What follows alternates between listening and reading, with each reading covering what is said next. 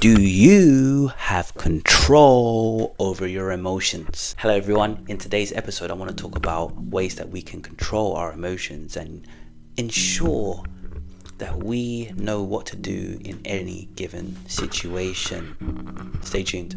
Have you got to give to me what I don't really give myself? You are driven by the finer things. I see more than materials and wealth. Hello everyone, welcome to a new episode of Illuminated Disclaimer. Hope you're all doing fine and Dan Dilly Andy. And thank you so much for showing some love, showing some of your watch hours for me. I really do appreciate it. And I'd also like it if you can like and subscribe. Sorry, I don't have to, but I have to, Today I wanted to talk about control. Having that control of your emotions. If you don't control your emotions control you. Now, hands up in the audience who has difficulty controlling their emotions. I used to have difficulty controlling my emotions, and I'll tell you why. There used to be a time where I would just react to rage, and it was quite damaging, very damaging actually, and it was sometimes over the littlest things, or someone might say something reminded me of something in the past, or something will make me defensive, and I was not a clear communicator back in those times, and as a result, someone will just get a flamethrower. They'll take damage and everyone just goes into their own room and doesn't talk, and years and years of good communication and good friendship or good relationships, it's just undone in the space of 10-15 minutes. And I'm not saying this happened to me with all previous encounters, but every once in a while things like this tend to happen, and you kind of just sit in a slump in your room and you're just like, oh, why did that happen? Why did it go the way it went? And you kind of get remorseful and you live in regret. Now, I'm saying this because I feel that a lot of you are probably watching this video because you have had an interaction in your life, and I want you to say that you are not a bad person. Just sometimes things cannot be controlled and you just kind of just go with it, and sometimes you see red, sometimes you do what you feel is right, but someone gets hurt in the process. But this is all natural stuff and we are here to learn. This is Earth School. When it came to me, I started working a job where I had to speak to people about their emotions, feelings, and moods. And what I learned was you have these three things. You have emotions, you have feelings, and you have moods. And emotions is the instinctual response you get to a perceived stimulus or situation, in other words. If the emotions are instantaneous and just happen straight away, emotions is when your logic just starts to come in and take over, and mood is what we usually name the whole process, whether you feel happy or sad or otherwise. So when it comes to reacting is usually instinctive, just like when the emotions come to you. You feel threatened, you attack with a threat back, you defend yourself.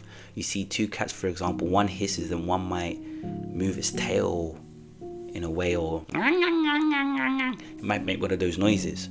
Now, when it comes to us communicating, if we don't like what someone's saying or we take it as a personal threat, then we will defend ourselves. The problem is sometimes we communicate with each other, but we might get the wrong end of what somebody's saying. Someone might say something to offend someone, or someone might just be saying things because they have that personal experience. We might want empathy, but we're not getting empathy. Someone might be appearing to laugh or humor our pain, for example, and sometimes when we react we don't get the full story, so we cause damage unknowingly. Sometimes people have the best intentions for us, so it's up to us to delve deeper.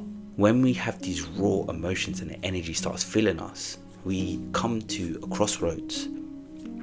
Do you go and think about what has been said for a few minutes, then come back to the conversation? Or do you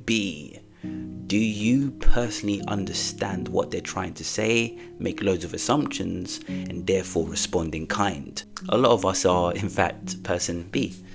We usually just react in kind based on what we hear or deem to hear. And even though we are speaking the same language, we're all speaking different ways, in a plethora of ways. Everyone is unique. Some people might understand each other, but for the vast majority of us, that's not necessarily the case, is it? So when it comes to the way we communicate with other people, we need to take a step back every once in a while and try to understand what this person is trying to say. They say that 93% of our conversations that we have is non-verbal communication. I could be talking to you calm, for example, with my words, but I could look angry and I could be going like this in your face, which might suggest that I'm not calm. So it's up to us just to be more observant of what we're doing and how we are interpreting the information that is given to us. Now, when it came to my anger, I dismissed the conversation, took some time out and thought about two important things. What was that person trying to actually say to me? And what was their intention behind it? And do I have the right to be showing rage back to this person? Is rage going to let me win the battle, or is it going to make me lose the battle?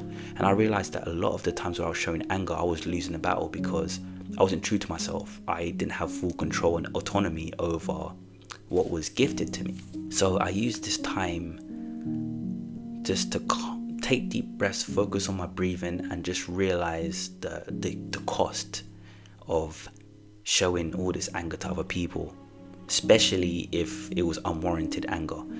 And I just thought to myself that I believe that everything has a cost. Sometimes the cost is beneficial, sometimes the cost is detrimental, but what is the cost of me showing this anger to other people? And that's when I realized that me having control of my emotion puts me in a state of power, puts me in a state of understanding. And if I still do feel this, then I need to respond rather than react to the person who I'm speaking to, and just speak to them and just say, look, what you're saying, I believe it to be false. Why are you saying these things? I don't really appreciate what you're saying, but say it in a way which the other person will understand and not see as a threat. We might say things in a heightened state of emotion on a constant basis, but it's very important for us to just take a couple of steps back and actually say, no, I'm going to do this a different way. If we feel like we always argue with people, flip the script. Who knows? You might have a different result, and you learn so much more in the process when you do something that your body is not used to doing. So I'll say this, my fellow disclaimers. What are you going to do next time you have a conversation with someone? What happens if you have an interaction with someone, whether it's on your phone or in person, and they say something that you don't necessarily like? Are you going to control your emotions when you speak to this person back, or are you going to be controlled of your emotions and go the same way that you're used to going? Now is an important time, more so than ever, to take control of what's yours. This has been a new episode of Illuminate. Disclaimer: thank you so much for watching, thank you so much for liking and subscribing, and thank you so much for sharing to all your friends. yeah. As always, please keep on using this time to illuminate your path. Take care of yourself now.